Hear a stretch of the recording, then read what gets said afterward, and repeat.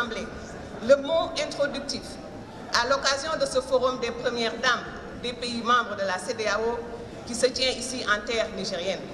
Je voudrais vous exprimer, avant toute autre considération, ma joie et ma fierté d'avoir conduit au nom de la Commission de la CEDEAO l'organisation de l'édition 2017 du Forum des Premières Dames de la CEDEAO.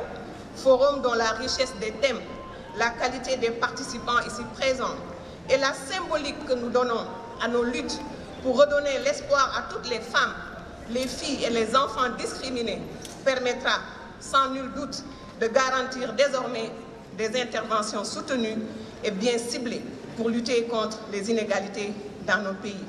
Monsieur Faure Essozima.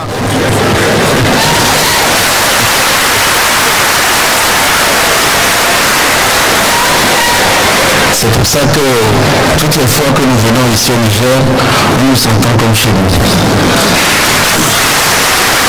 Excellence, Monsieur Maman Youssoufou. C'est pour moi-même et pour la délégation qui m'accompagne une joie d'être parmi vous et d'assister à cet important forum consacré à des questions cruciales et vitales pour nos sociétés. Je voudrais avant tout remercier Son Excellence le Président Mamadou Issefou et Madame la Première Dame du Niger pour la qualité de l'accueil et les attentions dont nous sommes l'objet depuis notre arrivée à Niamey. Cette reconnaissance s'adresse également au peuple frère de ce beau pays pour la chaleur de son hospitalité, car comme je le disais tout à l'heure, je me sens vraiment ici comme à Lomé. Je me réjouis de l'engagement des premières dames de la CEDEAO qui, par leurs initiatives concertées, œuvrent avec une attention toute maternelle à l'épanouissement des femmes et à la protection des enfants. En somme, au bien-être des familles au sein de notre espace commun. Monsieur le Président, Mesdames et Messieurs, le présent forum se caractérise par la pertinence des thèmes abordés autant que par l'acuité des aspects vitaux qu'il recouvre. Ces problématiques sont intrinsèquement liées au défi de la pauvreté, comme vous l'avez dit, et de l'insuffisance ou du manque d'éducation, ainsi qu'à des obstacles socioculturels. Les sujets que nous abordons aujourd'hui méritent toute notre attention, car ils se trouvent à la croisée de toutes les politiques que nous mettons en œuvre pour le progrès et la prospérité partagée. Comment, en effet, envisager une croissance soutenue de nos économies sans nous attacher à offrir un cadre social protecteur et un environnement sanitaire adéquat aux citoyens de la CEDEAO, qui sont les premiers acteurs du développement. Les interventions que nous venons d'écouter résument bien la convergence de nos vues sur ce point. Les experts réunis dans ce cadre ont fait un travail remarquable dont les résultats serviront de socle aux décisions que nous devons prendre pour avancer concrètement dans l'amélioration de la santé maternelle et mieux protéger les femmes et les enfants contre toutes les formes de violence. Au-delà de ce consensus sur nos objectifs, je voudrais m'appesantir sur un sujet important, celui de la mutualisation de nos efforts en vue d'une véritable synergie d'action. La CEDEAO des peuples est une belle aspiration qui se traduit par la mise en commun des efforts et le partage des expériences pour des progrès collectifs. Nous devons absolument renforcer notre processus d'intégration dans tous les domaines pour lui donner toutes les chances de réussir.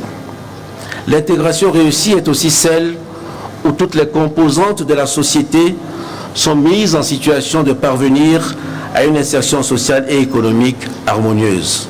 Or, tant qu'il subsistera, au détriment des femmes et des enfants, des discriminations et causes de vulnérabilité aggravées, des violations de droits, des pratiques traditionnelles invalidantes, nous serons loin de notre objectif qui est de construire une région épanouie et prospère. C'est la raison pour laquelle je voudrais insister sur l'urgence de mettre en œuvre des programmes concertés ayant un impact direct sur nos populations dans leur ensemble. Ceci reste valable qu'il s'agisse du cas poignant de la fistule obstétricale, de la lutte contre la persistance des mutilations génitales ou encore du nécessaire renforcement des systèmes de protection de l'enfant. Monsieur le Président, chers frères, Mesdames les Premières Dames, chers invités, la question de la fistule obstétricale est une douleur absolue, non seulement pour les femmes atteintes et leurs proches, mais également pour nous tous. C'est vraiment la maladie de l'exclusion, car non seulement elle touche, vous l'avez dit, essentiellement les femmes ayant peu ou pas d'accès à une prise en charge adéquate, mais surtout, elle continue malheureusement de les reléguer au banc de leur communauté. C'est un problème majeur de santé publique et de société qui requiert, à mon sens, une détermination infaillible pour parvenir à son éradication totale. Il s'agit avant tout d'une question de dignité humaine. Et c'est pour ça, Monsieur le Président, que je ne pouvais pas ne pas répondre positivement à votre aimable invitation. Il en est de même lorsque nous abordons les nombreuses formes de violence exercées sur les femmes et sur les enfants. Elles accentuent gravement la vulnérabilité des victimes et se soldent par un coût social et économique élevé. Fort heureusement, dans chacun de nos pays et de plus en plus au niveau communautaire, des progrès ont été réalisés et je voudrais le saluer. Nous avons à cet égard des raisons de croire en l'avenir.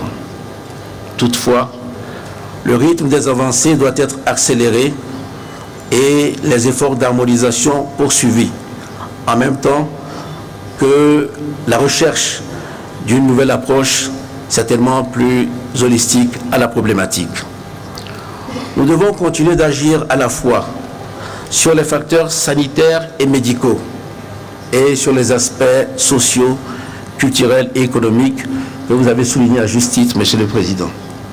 C'est seulement ainsi que nous mettrons toutes les chances de notre côté pour tenir les engagements auxquels nous avons tous souscrits dans le cadre de la vision 2020 de la CEDEAO, les objectifs de développement durable sous l'égide des Nations Unies et de l'agenda 2063 de l'Union africaine. Je voudrais ici réaffirmer la volonté de la conférence des chefs d'État et de gouvernement à soutenir et à accompagner les programmes du Centre de la CEDEAO pour le développement du genre en matière de prévention, de prise en charge et de réinsertion. Une attention particulière sera portée à la coordination, car c'est elle qui nous permet de réaliser un suivi intégré des actions et des résultats et de redéfinir, adapter nos objectifs en conséquence. C'est donc à juste titre que le présent forum est consacré à la formulation d'une réponse concertée, impliquant à la fois le leadership éclairé des Premières Dames, la participation effective des femmes et l'engagement renouvelé de tous les acteurs institutionnels de l'espace CEDEAO. Mes remerciements vont à la République du Niger, en premier lieu à son président, au gouvernement, ainsi qu'à toutes les institutions de la CEDEAO et des partenaires. Les chefs d'État et de gouvernement que nous sommes s'inscrivent dans cette coalition pour l'éradication de toutes les formes de violence basées sur le genre et pour l'amélioration des mécanismes communautaires de protection de l'enfant. Je suis optimiste quant à nos chances d'y parvenir, car la mobilisation est générale en notre sein et l'accompagnement de nos partenaires dans cette lutte n'a jamais été démenti. Parier sur l'avenir, c'est miser sur la participation des femmes et des jeunes au développement, car ils représentent une force vive et un réel atout pour notre continent. Cette vision se trouve à la base de toute la réflexion dont se saisit aujourd'hui le Forum des Premières Dames de la CEDEAO. Nous restons déterminés à poursuivre la consolidation du cadre législatif et réglementaire destiné à renforcer les systèmes de protection de l'enfance et à promouvoir les droits des femmes et des jeunes filles en Afrique de l'Ouest. Les documents adoptés par la réunion ministérielle d'hier viennent réaffirmer la cohérence des orientations que nous nous sommes données en matière de promotion et de protection des droits humains au sens large. Au nom de mes pairs de la conférence des chefs d'État et de gouvernement, je voudrais réitérer notre entière adhésion à cette dynamique qui doit nous permettre, à terme, de garantir à chaque citoyen et chaque citoyenne de l'espace CEDEAO un cadre de vie sécurisé et épanouissant. Les aspirations de nos populations, en ligne avec nos ambitions de développement, imposent que nous mettions tout en œuvre pour optimiser le dividende démographique au sein de notre communauté, comme c'est le cas partout ailleurs. Aussi voudrais-je nous inviter instamment à intégrer le paramètre de l'évolution de la situation des femmes et des enfants en Afrique de l'Ouest comme un indicateur de référence. En visant l'intégration des États et la CEDEAO des peuples, nous devons faire de l'harmonie entre les différentes composantes de la société un objectif intermédiaire et stratégique. C'est l'essence de ce qui nous rassemble. Cette cause pour laquelle le Forum des Premières Dames de la CEDEAO s'engage est le dénominateur commun des politiques et programmes que nous mettons en œuvre dans nos pays et au plan communautaire.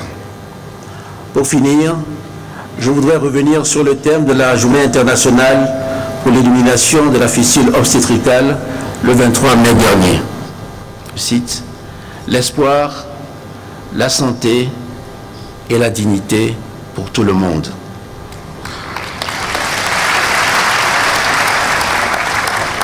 Tout un programme sur lequel nous devons maintenir notre attention commune en formant le vœu qu'il devienne sans tarder une réalité au sein de la CEDEAO, en Afrique et partout ailleurs. J'ai foi qu'ensemble, nous y parviendrons. C'est sur cette note optimiste que j'ai le plaisir de déclarer ouverte l'édition 2017 du Forum des Premières Dames des pays membres de la CEDEAO. Je vous remercie de votre attention.